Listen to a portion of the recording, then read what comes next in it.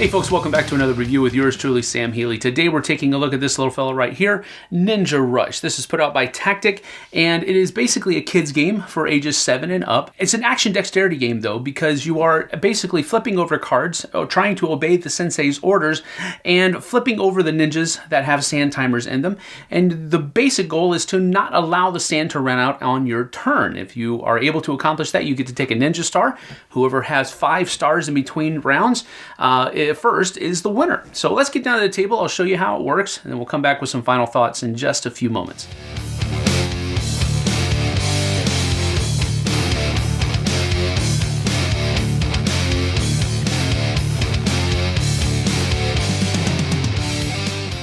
So here I have a 4-player game of Ninja Rush set up for you, and basically this is just a game where there are sand timers on each of these ninjas, and they're about 30-second timers as far as I've calculated. And what you're going to be doing is you're going to be, on your turn, flipping over a card and obeying the sensei's orders, whatever it might be. It could be to move this guy over here, or to move this guy over here. There are a number of different kinds of cards in the deck. For example, there are pass turn cards where in counterclockwise fashion, the next person needs to take their turn. And then there are clockwise turns where the next person in clockwise order has to take their turn. Then there are sensei order cards, which means that a ninja that is on either red or white needs to move to the other color. So for example, in this specific case, you'd be able to move this brown ninja over here to the white area of the board. Or you have certain cards like this, where you can take a person that is in the white area and move them to the yellow, or take a person that's in the yellow area and move them to the white, and you have those kinds of things as well. Then you also have sensei cards that are in the deck, which means that you don't have to move any ninjas, but you can flip any ninja of your choice if this happens, and then you continue going on. Now what you're trying to do is you're trying to make sure that the sand does not stop flowing in any of the 3 timers on your turn. If it runs out on somebody else's turn, no problem for you. Just on your turn, you don't want to do that. And if you're able to accomplish that, then you can take 1 star and put it in front of you. Once one person at the end of a round is able to has 5 stars at least in front of them, they become the winner and the game is over. Now, at the end of a round, the round will end when 1 or more of these timers has completely run out. If that's the case and it's your turn, you have to get rid of one of the stars that you have accumulated. At the beginning of the game, a person is determined to go first, and that person will turn over a card in front of them, which tells them what their sensei order is going to be.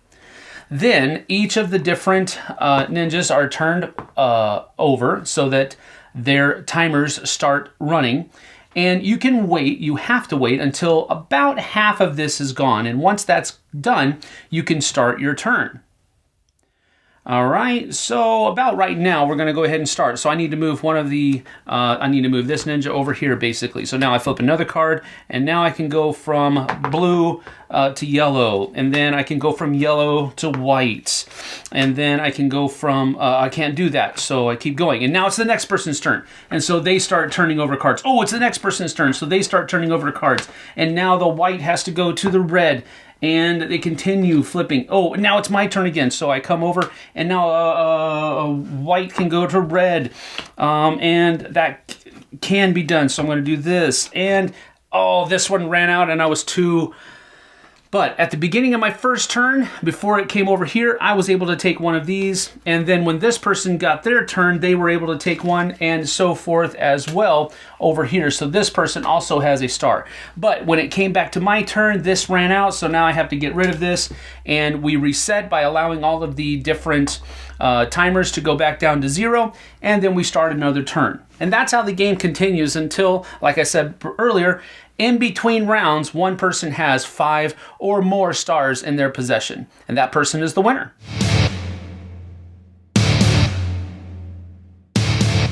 And so that's about that for Ninja Rush. I do enjoy the game. I liked it. I had fun with it. And I think it's great for the target audience for which it was meant.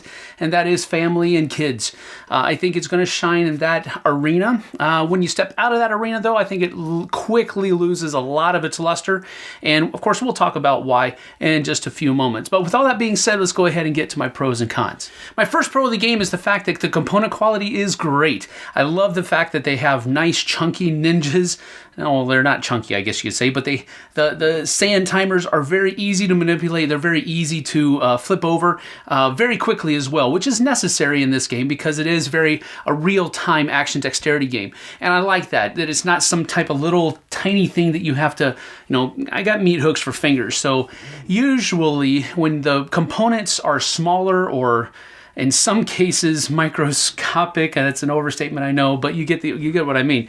It's very difficult to do well in an action dexterity game for me because I've got bigger hands and bigger fingers. That's not the case here, and that's great. I love it. And the ninjas were great. The sand timers work well. They're about 30 seconds. The ninja stars are durable, heavy stock of cardboard, and that's good as well. The board is very durable too. The only maybe strike against the components are the cards, but that's for a different reason. We'll talk about that later on. My second pro of the game is going to be the fact that it plays quickly, and it's fun, and it's engaging, and all of those things wrapped up together. It's really a very fun game that you have to pay attention to. Virtually no downtime at all. Even when you're not doing anything, you still have to pay attention because it could at any point be your turn, especially in a 3-player game. Maybe less so in a 4-player game, but definitely in a 2 or a 3-player game, it could be your turn at any moment in time, and there's precious seconds that you can't waste, fumbling around at the beginning of your turn. So I like that. It's very cool. It's very engaging, and it's fun. Now, my first con of the game is the rulebook, and unfortunately the rulebook was not very well done. Now, it's only 2 pages, and usually when there's only 2 pages in a rulebook, or a shorter rulebook of any kind really, than you were expecting it to be or something to that effect, there's one or two things that's usually going on there. Usually they've either done a very good job of being very accurate and precise about the words they're going to use so that they only had to take 2 pages, or they've left a lot of stuff out that should have been included, and that's why it's only 2 pages. So unfortunately, I think that the latter is true in this case because there were just a lot of questions that would have been easily answered with just 1 or 2 line sentences that we kept running into. I mean, for example, at the end of a round when somebody has allowed the sand timer to run out, what do you do with your cards? Do you reshuffle them together, or do you just continue going until you're out? And that brings up the question, what if you run out of cards in the middle of your turn? You don't necessarily have time to shuffle. That's not talked about in the rulebook. Neither is the one that I mentioned before that. Well, what about who starts the next round after a round is ended by the sand timers running out? Who starts the next round? Is it the person who stopped the round with their allowing the sand to run out, or does it go to the next person, or does it go to in clockwise order and counterclockwise order, or does it go to the person who has the least amount of stars in the game? There's any number of house rules that can be made, but the rule book is absolutely silent about all of these things. And it was just kind of a, wow, scratch your head. Why did they not talk about any of these things? So unfortunately, it seems like they sacrificed clarity for brevity in this case, and that's usually not a good thing to do because even with a kids game, kids, they wear their emotions on their sleeves more often than not, and if anything rubs them the wrong way, well, it's going to be a meltdown sometimes, not all the time. So you really kind of want to have those parameters set up for the kids so that they know what they can do within that play space. And it's just not here or there. So I really have to give it a hit for having a rule book that should have included some more rules, if only for clarity's sake. And I alluded to my second con here in the pros section when I was talking about components, the cards here. I'm really, they're not bad quality, but they're not really good quality either. And that means that I mean, those cards are used and abused a lot during the course of the game. They're black bordered, which looks good, I get it, but it's going to show wear and tear really fast. And so that's just something that's not cool.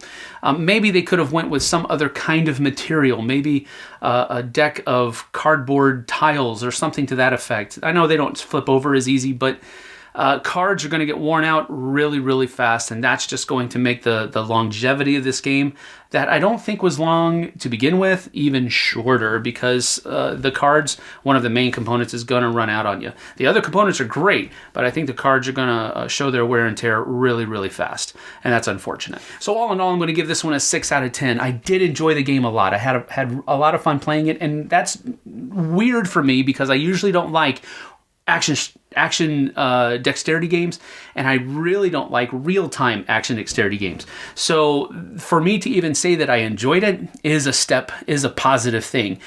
So there is that. I don't want to put too much on it. It had some miscomings with or misgivings rather, I don't know what you would call it, with the rulebook and with the cards being a little bit less quality.